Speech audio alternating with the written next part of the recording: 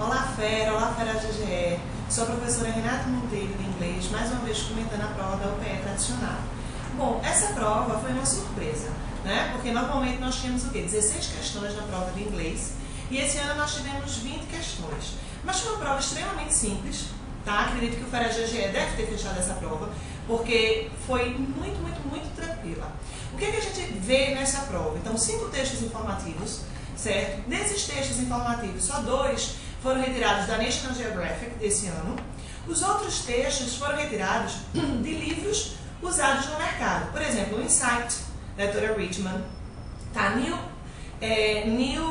Graded English 3, da doutora Moderna, e o da Macmillan, que é Global Intermediate Coursebook. Tivemos um texto que era para você colocar as questões gramaticais, certo? Nós tivemos uma tirinha. Então, por exemplo, dos 5 textos, o primeiro falava sobre o surgimento da internet. Assunto recorrente, nosso em sala de aula, não somente da internet, como Bill Gates, Steve Jobs, etc.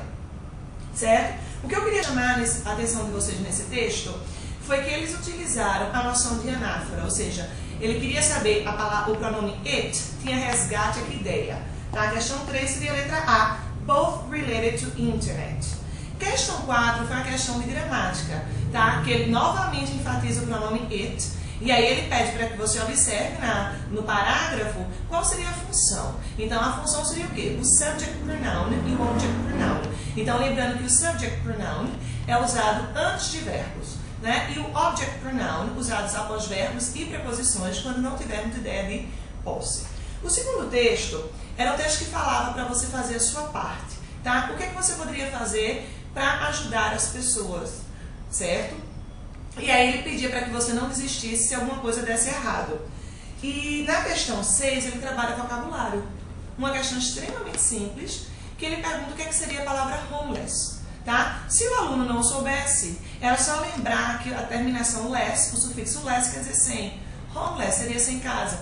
Então, das alternativas seria a letra B de bola, quando ele diz people have nowhere to live in. Certo? O texto 3 fala da questão da vida na Terra, que contempla diversas espécies, certo? E aí ele também, além da interpretação de texto, ele trabalha a noção de gramática, só que dessa vez do simple present. O texto 4, ele diz o seguinte: enquanto o planeta se aquece, o Sol sobe. O que é que nós devemos proteger e o que é que nós devemos abandonar? Chama a atenção que, além das interpretações de texto, aqui eles trabalharam questões de gramática. Então, por exemplo, na questão 13, ele fala a questão de plural. Então, ele dá no enunciado aquelas palavras que tem a regra simples, acrescentando apenas o S, e ele pergunta qual das outras alternativas nós vamos ter a mesma regra. Seria a alternativa C, quando ele diz country, century, city, possibility, porque todas são terminadas em Y precedidas de consoante. Palavras terminadas em Y precedidas de consoante, o que é que nós fazemos? Tiramos o Y e acrescentamos o quê? IES. Uma outra questão, novamente, de anáfora, né? O resgate. Quando ele utiliza o pronome we, e ele pede para que você diga a palavra we, o pronome we retoma que ideia? Seria a letra D, our fossil fuel driven civilization. Tá? Teve uma questão de tradução, mas também muito direta, quando ele diz not everyone complied, que seria a alternativa à letra B de bola, nem todo mundo obedeceu. A questão 15, que ele aborda o advérbio terminado em LY, então o gabarito seria A, informar o modo como as coisas acontecem, certo? De novo, ele retoma a ideia da anáfora com a palavra many, pedindo que a palavra many resgata que ideia. Então seria a letra C, The Climate Scientists. O texto 5 foi o texto que, na verdade, era para ser inserido as questões gramaticais. Então, quais foram as questões, as noções de gramáticas inseridas? Voz passiva, 2 questões. Então, o que é que a gente tem que lembrar? O que seria a voz passiva? A inversão do sujeito com objeto. E aí a gente lembra que tem que ter o verbo to be com o verbo no particípio passado. Ele depois aborda o past perfect, que a gente tem que lembrar o que seria o past perfect. Uma ação que aconteceu antes da outra, daí o had mais o verbo no particípio passado. Ele aborda a noção do superlativo, que seria a maneira que quando você compara uma situação, um objeto, um lugar com todos, tá? E ele utiliza a noção de futuro com o will. Também é uma questão muito simples, tendo como gabarito B de bola.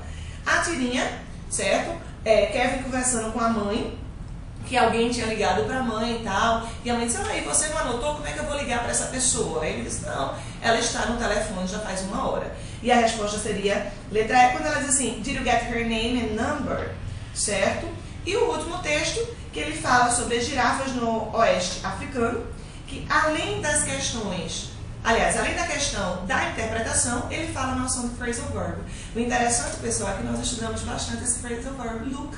A gente viu que seria look at, look for, look after, look forward to, mas o verbo ing. E aqui ele aparece como looking now, tá? Só que ele diz no enunciado, este verbo confere um efeito interessante ao texto.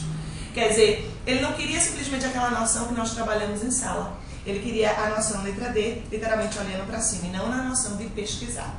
Tenho certeza que o Fera GGE fez uma excelente prova e contamos com vocês na aprovação.